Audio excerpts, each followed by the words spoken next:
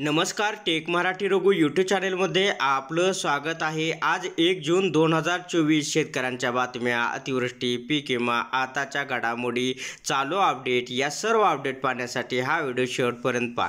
चला पाहूया पहिली अपडेट। राज्यात ऊन पावसाचा खेळ पाहायला मिळत आहे। कुठे पावसाची हजेरी दिसत आहे तर कुठे उन्हाचे चटके बसत आहे। पुढील 4 दिवस राज्यातील अनेक भागात पावसाची शक्यता वर्तवली आहे तर कुठे उष्णतेच्या लाटेचा अलर्ट देण्यात आला आहे। मुंबई, ठाणेसह पालघरमध्ये आज पावसाची शक्यता वर्तवलेली आहे।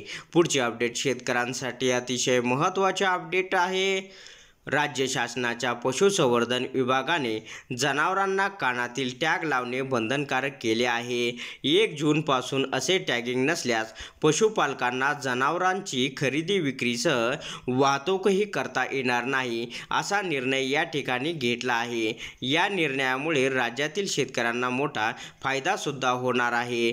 पुढचे अपडेट शेतकऱ्यांसाठी अतिशय महत्त्वाचे अपडेट आहे।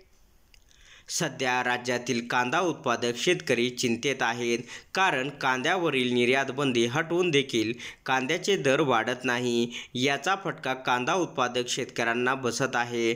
दरम्यान केंद्र सरकारने केलेल्या कांदा निर्यात बंदीचा मोठा फटका बसला आहे। कांदा निर्यात बंदीमुळे परकीय चलनात 649 कोटी रुपयाची तूट आली आहे, तर 8,17,530 मेट्रिक टन कांद्याची निर्यात कमी झाली असल्याची माहिती या ठिकाणी मिळत आहे। पुढचे अपडेट शेतकऱ्यांसाठी अतिशय महत्त्वाचे अपडेट आहे। जर तुम्ही PM किसान योजनेचा लाभ उचलत असाल तर तुमच्यासाठी अत्यंत महत्त्वाचे अपडेट आहे। सरकारने शेतकऱ्यांसाठी पंतप्रधान किसान सन्मान निधी योजना सुरू केली होती। या योजनेचे आतापर्यंत 16 हप्ते शेतकऱ्यांच्या खात्यात जमा झाले आहेत। आता शेतकरी 17व्या हप्त्याची वाट पाहत आहे। 17वा हप्ता येण्यापूर्वी तुमच्यासाठी काही महत्त्वाची कामे करावी लागतील, ती तुम्हाला मी सांगणार आहे। ज्या शेतकऱ्यांनी eKYC पडताळणी केली नाही ते PM किसान योजनेच्या अधिकृत वेबसाईट म्हणजे pmkisan.government.in वर जाऊन हे करू शकतात। ही KYC पूर्ण केली असेल तर पैसे जमा होतील, अन्यथा तुम्हाला 17वा हप्ता मिळणार नाही, असं या ठिकाणी सांगण्यात आलेलं आहे। म्हणून KYC पूर्ण करा। पुढचे अपडेट शेतकऱ्यांसाठी अतिशय महत्त्वाचे अपडेट आहे।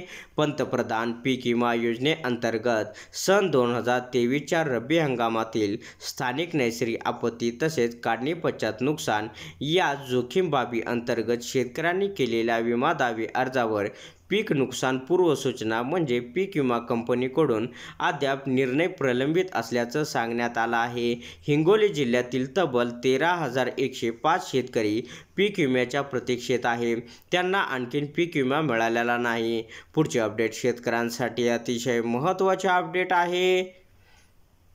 बीड जिल्ह्यातील सेंद्रिय शेतीला मोठ्या प्रमाणात प्रोत्साहन देण्यात येत आहे। सेंद्रिय शेतीच्या विविध निविष्ठा ड्रोनच्या माध्यमातून पिकाला देण्यासाठी फायदा होऊ शकतो। ड्रोन प्रशिक्षण घेणाऱ्या शेतकऱ्यांना आत्माच्या माध्यमातून मदत करू, त्यासाठी ग्रामीण भागातील तरुण शेतकऱ्यांनी पुढाकार घ्यावा, असे मत कृषी तंत्रज्ञान व्यवस्थापन यंत्रणा प्रकल्प यांनी या ठिकाणी म्हटलेलं आहे।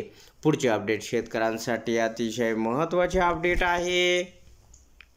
तर एप्रिल महिन्यात सरकारने गहू खरेदी केली, त्यावेळी 30 ते 32 दशलक्ष टन गहू खरेदीचे उद्दिष्ट ठेवण्यात आले होते, परंतु प्रत्यक्षात मात्र 26.2 दशलक्ष टनावर सरकारच्या खरेदीला ब्रेक लागला।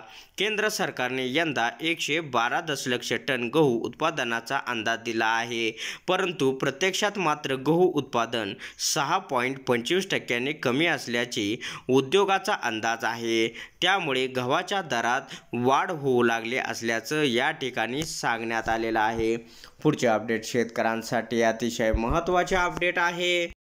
महाराष्ट्र राज्यात अवकाळी पाऊस आणि वादळी वाऱ्यामुळे शेती पिकाचं नुकसान मोठ्या प्रमाणात झालं आहे।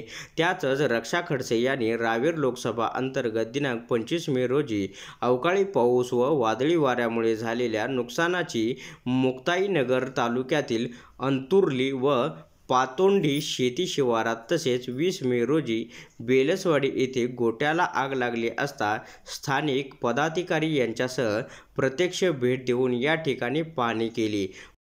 तर अशा प्रकारे शेतीविषयक महत्त्वाच्या ठळक बातम्या जाणून घेण्यासाठी आताच आपल्या टेक मराठी लोगो यूट्यूब चॅनलला जास्तीत जास्त शेअर व सबस्क्राईब करा.